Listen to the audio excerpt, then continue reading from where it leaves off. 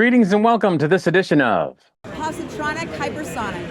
Positronic hypersonic. Positronic hypersonic. I'm Barry P. Cook, and I'm here to talk about the latest episode of Star Trek Strange New Worlds. It was called The Sellout Who Ate Its Tail, and that is a reference to the real-world idiom, the dog that caught the car, which is about wishing for something, and then when you get it, not necessarily being thrilled that you got what you wished for. Which itself is interesting because it goes back to a sort of idiom from Star Trek, specifically the episode Amok Time, in which Spock talks about how having a thing is sometimes not so pleasing as wanting a thing. But anyway, as the episode starts, James T. Kirk of the USS Farragut is finding himself quite bored, serving under a captain who seems to him to be overly cautious, when a massive explosion occurs on the surface of a planet the ship is orbiting. A distress signal is sent, and the Enterprise arrives to help and soon finds itself abducted by the massive and fabled scavenger ship that attacked the planet, which is now also draining Enterprise's systems via an umbilical that it shot into Enterprise's hull. Kirk asks Scotty, now aboard the Farragut, to make the ship ready to overtake the scavenger, which he does against his best judgment, and it renders the ship immovable after a time. At which point, Kirk can't decide what to do with two different crew's lives and the lives of the population of a nearby planet at stake. And Spock tries and seemingly successfully prep talks him, at which point Kirk enacts a plan. On Enterprise, Pelia digs up a bunch of old telephones from her collection of artifacts and has the Enterprise wired so that the crew can communicate from different parts of the ship that way, in the absence of the ability to do it in the traditional way, as Pike and La'an encounter a pair of invaders and barely survive it after switching phasers to kill, having recognized that the stun setting didn't work, while executing a plan to free Enterprise of the enemy umbilical, draining it, which succeeds. Meanwhile, Kirk's plan also succeeds and disables the scavenger, seemingly a bit too easily, at which point Farragut is able to destroy the scavenger ship, again, seemingly a bit too easily, with torpedoes. This kills 7,000 beings aboard the scavenger ship, which turn out to be the human descendants of an original crew that left Earth in the late 21st century on a mission to try to find new places for humanity to live, as the Earth's atmosphere seemed doomed. As the episode ends, Pike and Kirk have a conversation about the perils and pitfalls of command. So, I did like this episode quite a bit.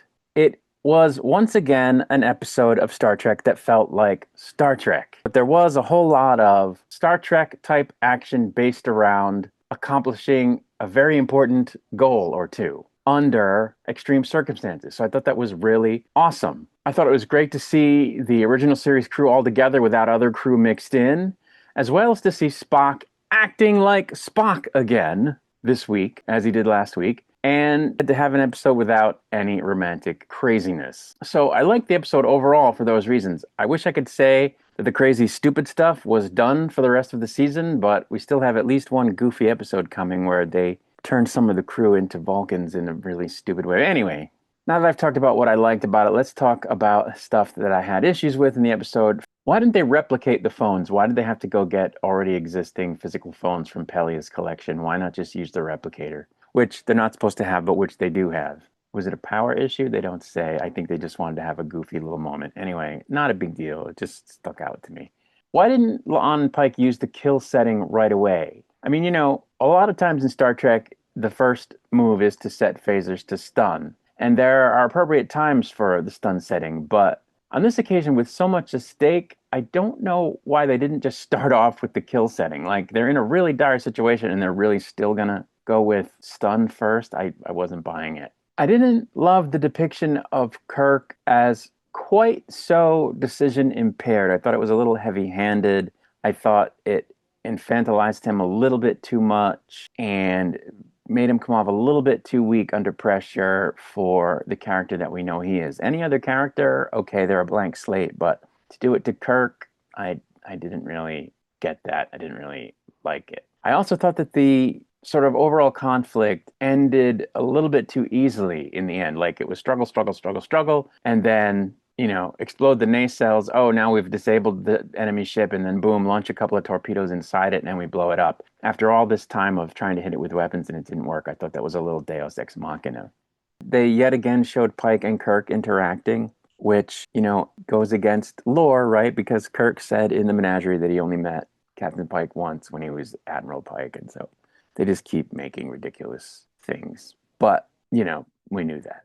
Lastly, I have a little bit of an issue with something that they seem to do on this show occasionally, which is something they did in this episode. And that is that everybody on the ship seems to know how to do every other job.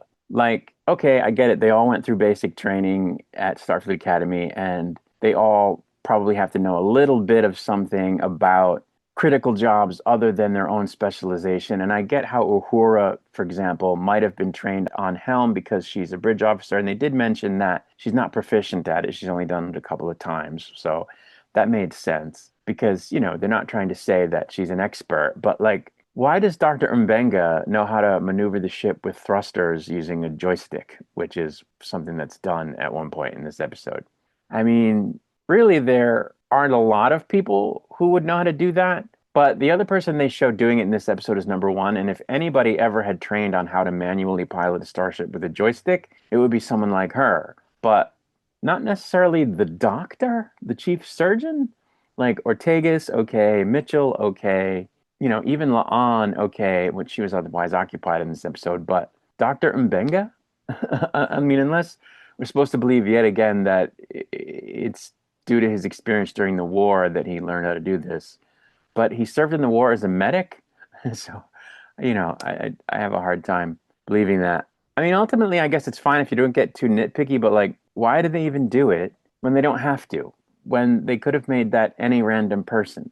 I mean, for goodness sakes, right in the episode, Pelia says she's done it before. And like I said, Mitchell. So I don't know. I didn't like that.